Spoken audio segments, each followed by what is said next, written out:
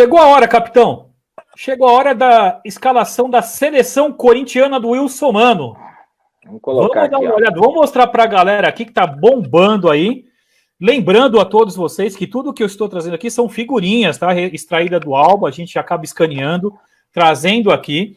E aí eu vou pedir, claro, para o Mano falar um pouco dessa seleção dele. Então aqui, por exemplo, esse do lado direito aqui, o Wilson Mano com a bandeira, é do álbum de 90, que foi feito aí da editora Block, que era uma homenagem ao Corinthians, e aí eram duas figurinhas grandes aí do Wilson Mano. Isso eu não trouxe na outra live, estou trazendo agora para o Mano, e a gente agora vai dar uma olhada aí na seleção do Mano. Vamos começar do goleiro e zagueiro. Mano, Ronaldo, Luiz Pereira e Edivaldo, fala um pouquinho desses feras aí pra gente. Olha, rapaz, o Ronaldo começou, né, sua carreira. Quando eu cheguei no Corinthians, ele estava na categoria de base, nos juniores, treinava com a gente de vez em quando. E já logo na estreia dele, né, ele já entrou mostrando por que iria fazer história, né? Já pegou até pênalti do Dario Pereira. Foi um grande goleiro, o goleiro que mais vestiu a camisa do Corinthians. Joguei também, tive o prazer, e é bom lembrar também, de Carlos Valdir Pérez, dois excelentes goleiros, fantástico. Mas o Ronaldo, eu acho que acabou representando mais, né? Foi um jogador que ficou mais tempo no clube. O Luizão até que teve uma passagem pequena. Nós jogamos só um campeonato brasileiro junto e o Luizão já estava com mais de 35 anos.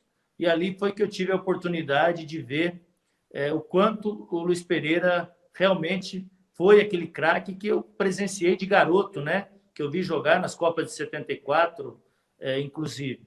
Então foi um prazer muito grande jogar ao lado dele. E o Edivaldo foi um jogador que nós começamos aqui no 15 praticamente, jogamos 2 temporadas aqui, depois fomos para o Corinthians, jogamos mais 2 no Corinthians, tivemos uma convivência não só dentro de campo, mas até familiar, de frequentar a casa, realmente um relacionamento bastante legal. Muito bom, vamos continuar agora aqui mostrando os laterais. Fala um pouquinho desses feras. 2 lateral de seleção brasileira, né? Edson, sem Verdade. dúvida nenhuma, um grande lateral, foi até para a Copa do Mundo. Vladimir, mesma coisa. Tive a oportunidade de jogar com outros lateral muito bom também, mas dentro do Corinthians eu acho que esses 2 foram os 2 melhores que eu tive a oportunidade de jogar. Que bacana, realmente laterais respeitados, não tem nem o que falar realmente, acho que bem representado, principalmente quando você mencionou de seleção brasileira. Meio de campo, Zé da Fiel e Birubiru. O Zé também, né? Quando eu voltei do Japão, né? Tivemos a oportunidade de jogar 1 ano junto. E o Zé estava começando, ali 19 anos. É aquilo que eu disse aí no programa de Sangue Novo. Então, o Zé realmente estava numa vitalidade incrível, correndo, marcando, chegava junto. Tanto é que caiu na graça e virou ídolo, né? Da torcida do Corinthians. E o Biro dispensa até comentário, né? Apesar, o Birubiru é um jogador, cara, que eu considero o jogador mais estranho que eu joguei na vida. Como assim? O Biro ele desafia a natureza, cara. Ele desafiava a natureza. Durante os trabalhos de treino, o Biro cabeceava mal, o Biro chutava mal, o Biro lançava mal. Chegava no jogo, o Biro fazia gol de cabeça, o Biro fazia gol de fora da área, o Biro fazia inversão de jogada. E eu brincava, chamava ele de lourinho, né? Por causa dos cabelos dele. Eu falava assim, mas o que acontece? Durante o treino você é um, no jogo você é outro. Realmente, esse era um jogador de jogo. Ele se superava e desafiava a natureza. Que legal, olha que história bacana, hein, capitão? Sabemos. Acho que foi uma das prioridades aí, né? Mas engraçado isso, né, cara? Se transformava quando entrava em campo. Esse é o Birubiru, gente. E o Zé Elias é legal, né? Que eu acho que foi o Mário Sérgio, né? Que acabou dando oportunidade para ele, né, mano? Exatamente, né? Em 94, inclusive, o Corinthians formou um grupo grande e bom de qualidade, né? Pra você ter uma ideia, no meio-campo tinha Zé Elias, eu, Marco Antônio Boiadeiro, tinha Luizinho, aquele do Vasco. Do Vasco, sim, jogava muito. Tinha Souza, para jogar Casa Grande, Tupã, para jogar 3 jogadores. E você vê que foi o único, eu acho que não saiu ali do meio, que não teve rodízio, foi o Zé. O Zé foi o que foi mantido na cabeça de área e não saiu. Os outros todos revezaram. Às vezes eu joguei, às vezes jogou o Boiadeiro, às vezes jogou o Luizinho, mas o Zé não saía, não. Olha que legal. Vamos lá, então, agora para os pontas. Fala um pouquinho aí. Um estava no começo de carreira, outro já estava, né, já mais rodado, mas fala um pouco da qualidade desses feras. No Corinthians, em 86, quando eu cheguei, peguei um ponta muito bom também, né? O Paulo César Capeta, aquele que jogou no São Paulo. Mas, na realidade, não se comparava, né? A qualidade do Marcelinho. Nós tivemos em 94, inclusive, quando eu voltei do Japão, que nós jogamos também só esse ano junto, nós somos campeão da Copa Bandeirantes, e nessa Copa Bandeirantes eu joguei como lateral direito, e o Marcelinho pela direita ali com a 7. E realmente nós fizemos ali uma dupla, uma ala, e foi muito fácil até, facilitou bastante o trabalho para jogar daquele lado, que é realmente um jogador que bate na bola fora de sério, que tinha uma inteligência para jogar, chamava você para a tabela, chamava você para jogada individual. Então, realmente, eu acho que foi um dos melhores 7 que passou pelo Corinthians, pelo menos de quando eu me lembro. E o João Paulo, para mim, eu não vi o Edu jogar, né? Todos falam que o Edu foi fantástico também, Paulo César Caju, esses daí eu não vi jogar. Dos que eu vi jogar, para mim, o melhor ponto esquerda, o mais rápido, inteligente, para jogar, para mim, foi o João Paulo. Foi o melhor ponta que eu tive a oportunidade de marcá-lo e depois tive a felicidade de jogar ao lado dele durante quase 4 anos.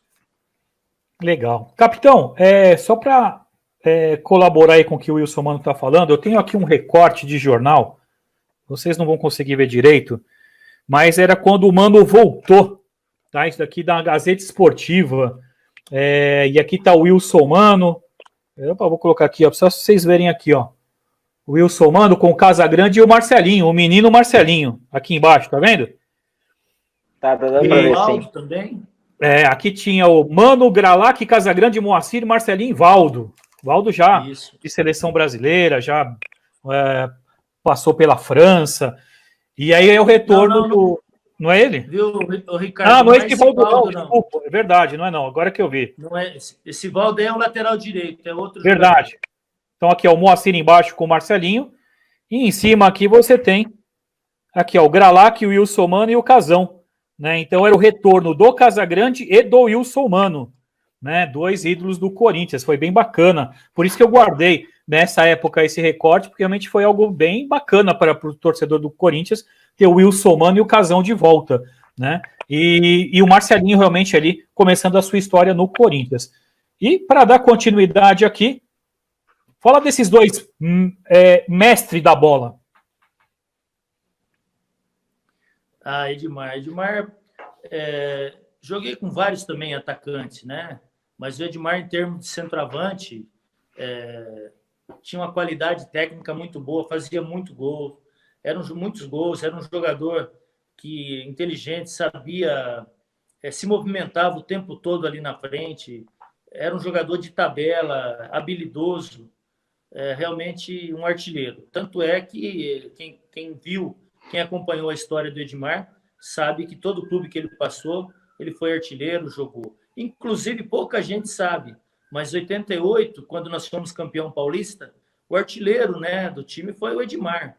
Só que o Edmar, infelizmente, na fase semifinal, ele acabou indo para a seleção e da seleção ele já foi vendido para a Itália, então ele não voltou para disputar aquele quadrangular final que antecedeu, né, os 2 jogos da final contra o Guarani. E o Zenon, eu joguei pouquinho com o Zenon também, só no começo de 86. Mas realmente era fora de série o Zenon, tanto na bola parada, como na inteligência, na virada de jogo. Era, como se diz, o Zenon era um dos 10 que tinham antigamente, né? Porque naquela época, praticamente toda equipe, o camisa 10 era realmente uma das referências, né, de toda a equipe. Era o 10, o 8, geralmente eram as referências. E o Zenon era um desses que fez parte de uma época com Pita, Ailton Lira e vários outros jogadores que vestiram a 10. A nossa live, capitão, hoje está muito amistosa, está muito bacana. Eu vou jogar um pouco de tempero aí, que eu vou fazer uma pergunta para o Mano. Na live que o Zenon participou, na homenagem dos álbuns, a gente comentou sobre o Tele Santana, né? E ele foi bem arredio, né? Vamos falar assim, ele não gosta do Tele. Ele falou, não é mestre Tele para mim, porque ele acha que em 82 ele estava comendo a bola e o Tele não levou ele porque ele deitava e rolava contra o São Paulo, né? E ele tem essa mágoa aí do Tele por ele não ter jogado a Copa de 82 e de 86. Você acha que ele realmente tinha vaga na seleção? Olha, rapaz, eu com todo o respeito, todo o carinho que eu tenho pelo Zenon, eu acho difícil, viu? Eu acho que ele pegar o lugar do Zico era complicado. Jogar no lugar do Falcão também não ia ser fácil. E o outro era o Sócrates, então eu acho que era complicado. Teve muitos jogadores que aconteceu a mesma coisa naquela época, né? O Zenon é um desses, o outro é o mais conhecido ainda que a gente sabe, foi Ademir da Guia. Ademir da Guia, é verdade. Então, aonde se ficava difícil, naquela época dava para escalar 4, 5 seleção brasileira, que eu tenho certeza que se fosse fazer jogo entre 4 ou 5 seleções brasileiras, não ia saber qual que era a melhor. Mas realmente era difícil, a disputa era muito grande. Então eu acho que o Zenon pode até ter levado por esse lado, mas eu acho difícil ter lugar para ele ali. Assim como pouca gente sabe também, eu lembro que o Serginho não era titular em 82, o titular era o Careca. É que o Careca, infelizmente, acabou tendo um problema de contusão, se machucou e acabou ficando fora. Mas naquela seleção ainda faltou o Careca. E se o Careca tivesse jogado, com todo o respeito também ao Serginho, que foi um excelente centroavante, artilheiro, tem história no São Paulo, no Santos, mas o Careca era diferenciado e eu acho até que casaria melhor ali pela qualidade de Zico, Sócrates, Falcão, o próprio Éder, né? Eu acho que a seleção poderia até ter tido uma sorte melhor. Muito bem colocado. Acho que explanou bem, viu, Mano? Obrigado pela sua contribuição. De todas essas posições que o Ricardo mostrou aí, qual que você não jogou? Nenhuma, só no gol, né? Todas eu joguei, apesar que é bem assim. Eu joguei da 2 até a 11, né? Com exceção da 1. Só as duas, né? As 3 de frente, vamos dizer assim, a 7, a 9 e a 11, que eu não joguei como ponta direita fixo, fazendo a função de ponta. Não tinha essa característica. Então, toda vez que eu joguei com a 7, eu joguei fazendo um quarto homem, né? Pelo meio campo. Com a 9, na realidade, eu voltava a fazer esse terceiro ou quarto homem no meio, e o Everton jogava mais avançado quando o Edmar saiu, o Edmar foi para a seleção. E mesma coisa também com a 11. Agora, as outras não, né? Volante, lateral, zagueiro, aí sim eu atuava fazendo a função realmente que exigia dentro de cada posição. Muito bem. Vamos então aqui escalar, Mano, e capitão, essa seleção. Vamos colocar aqui os craques aqui, Ronaldo, Edson, Vladimir, Luiz Pereira, vamos pôr Edivaldo aqui na zaga, vamos colocar o Zé e o Biro aqui no meio, numa ponta o João Paulo, outra ponta o Marcelinho. E lembrando, galera, que tudo isso daqui foi tirado de álbuns de figurinha, não é placar, não é revista, isso daqui são especiais de álbum. O Edmar aqui na ponta e o Zenon aqui no meio, só para o pessoal entender um pouquinho. Não sei se o Mano ia escalar assim, né? Mas eu coloquei dessa maneira aqui que eu também para eu lembrar, né? Um pouquinho. Mas aqui era a posição desses craques aqui. Técnico aqui é o nosso Wilson Mano, né? O projeto aí do Esporte Coleções, junto aí com o capitão corintiano. Tá bom essa escalação assim, essa montagem aqui? Ou colocaria alguém mais numa ponta, descia alguém mais para a zaga? Como é que tá aí para você, Mano? Não, aí só está invertido, o Edivaldo e o Luiz Pereira, né? O Luiz Pereira jogava pela direita e o Edivaldo jogava pela esquerda. Então, tá vendo? Precisava da sua ajuda mesmo, não tem jeito, não dá para saber tudo, né, capitão? Mas... mediante esse time aí, mano, hoje em dia tem muito aquele negócio, né? O time tá de um jeito quando tá com a bola, quando não tem a bola, fecha aquelas duas linhas de 4, a maioria dos times joga assim, E nessa época não era bem assim, né? Como que você fala para nós, esse tinha mais essas coisas? Agora parece que está voltando, né, um pouco a jogar pelos lados, né? Então está ficando esses jogadores fazendo praticamente essa função como ponta, né? O Neymar faz muito isso, o Cristiano Ronaldo faz muito isso, aquele Cebolinha lá do Grêmio também faz isso. Esse outro do Corinthians, agora me falhou o nome, aquele baixinho, ponta esquerda, Cleison, né? Cleison também fazia isso. Então já começou a aparecer vários jogadores, o próprio Romero também jogando como ponta. Não com aquela qualidade, né, dos pontas de antigamente. No caso Marcelinho, no caso João Paulo do Guarani, Mário Sérgio, Zé Sérgio, apesar que o Mário Sérgio tinha uma característica de jogar como um ponta, mas a jogar por dentro também, Paulo Egídio, ponta aberto, e outra série de jogadores, né? Agora, só para reforçar, se eu não fosse treinador, eu queria jogar aqui no lugar do Zé Elias, viu? Porque jogar no meio comigo, com o Zenon, eu tive a oportunidade de jogar com os dois no meio, realmente era gostoso, dava prazer em jogar. Mano, só para ilustrar um pouco esse time, trazendo esses jogadores no seu auge, né? Cada um tem uma idade diferente, mas hoje no auge. Esse time teria chance de bater o Flamengo hoje ou não? Mas eu não tenho nem dúvida. E ficou um monte de jogadores aí excelentes. Sem dúvida. Né? Ficou, sem claro. Dúvida, é que não dá para escalar mais. E você falou os que jogaram comigo. Exatamente. Né? Isso. Porque fora também disso, também teve outros jogadores fantásticos também. Mas dentro do Corinthians, acho que foi a concentração maior que eu tive de jogar com esses jogadores. Aí faltou para jogar na frente, Cláudio Adão também, outro fenômeno também da bola. Tem uma série de jogadores aí. Eu não tenho dúvida que uma equipe dessa daí, assim como foi aquele Corinthians, né, de 85, vocês devem lembrar bem, aquele time só não foi campeão de tudo porque não tinha, talvez, um comandante à altura e não teve ali uma união, né? Foi quando entrou a vaidade.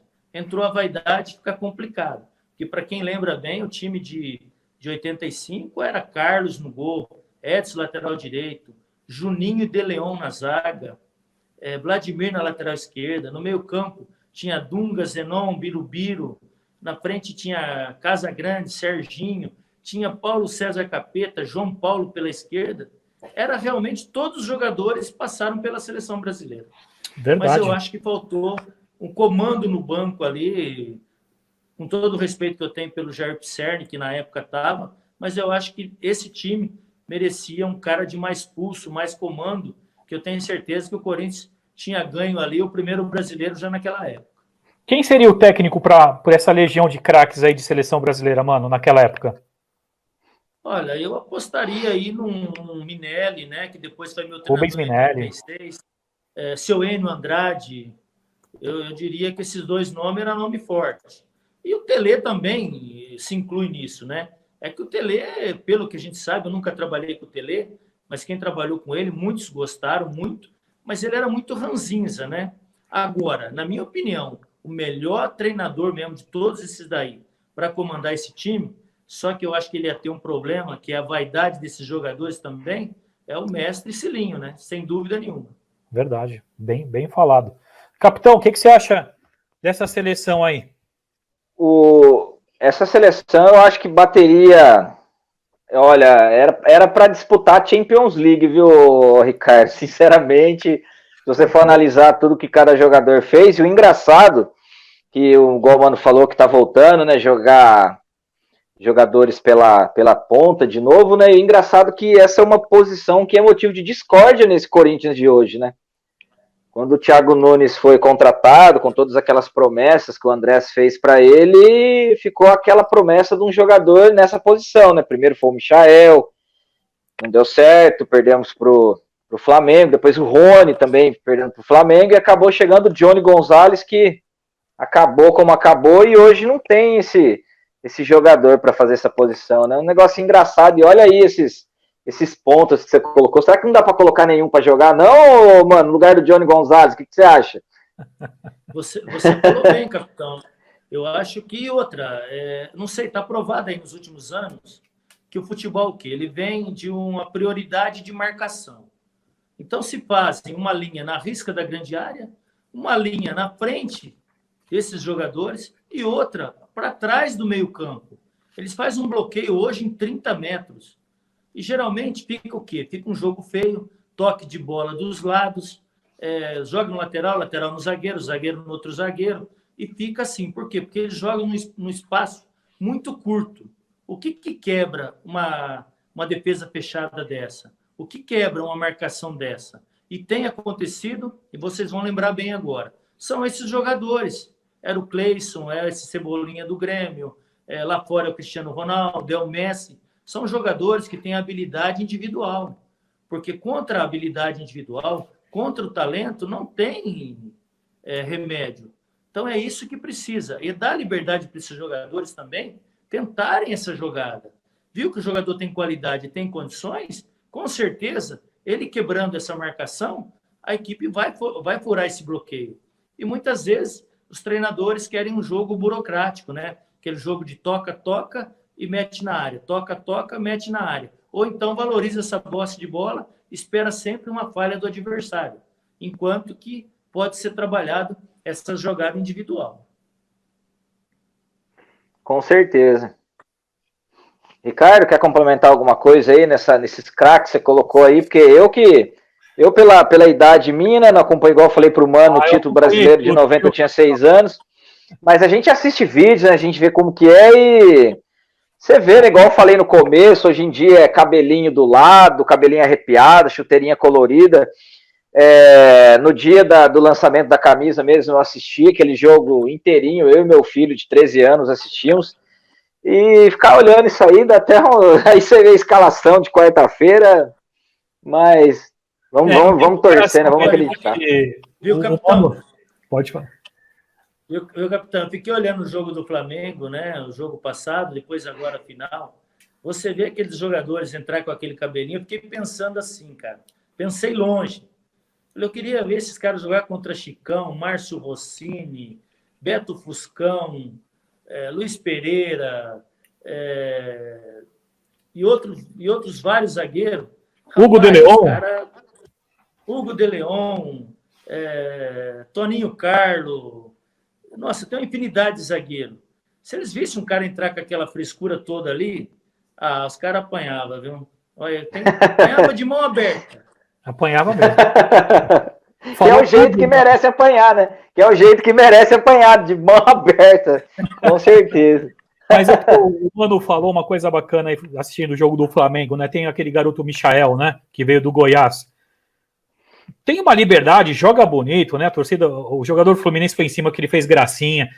Falta isso hoje no futebol, que tinha na época de 80, né? Até 90 você tinha um pouco dessa arte. Hoje até não pode, né? Se o cara tem um Denner, se um Denner jogasse hoje, aí o Ronaldinho Gaúcho, o jeito que joga, ia apanhar pra caramba. O pessoal ia falar que era falta de respeito, né?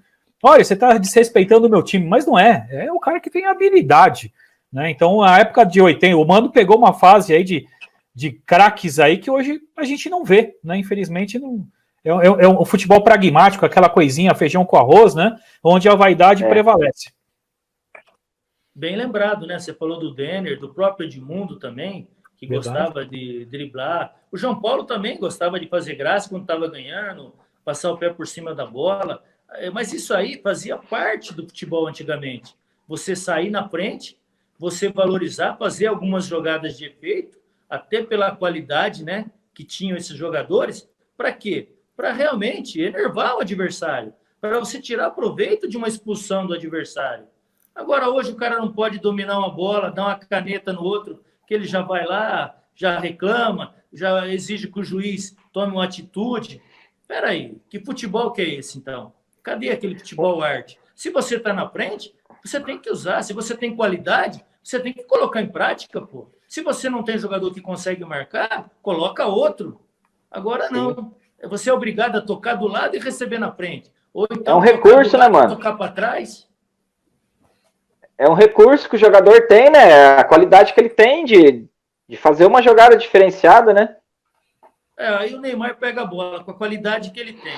ele vai para cima, dribla os caras querem pisar nele, os caras querem puxar a orelha, querem achar ruim. Peraí, se ele tem qualidade, ele tem que fazer. O Denner tinha qualidade, tinha que fazer. O Ronaldinho Gaúcho tinha qualidade, tinha que fazer. Então, quer dizer, cada ano que passa mais, esses jogadores, até o treinador fala, não, toca do lado para não ter problema, para não arrumar confusão.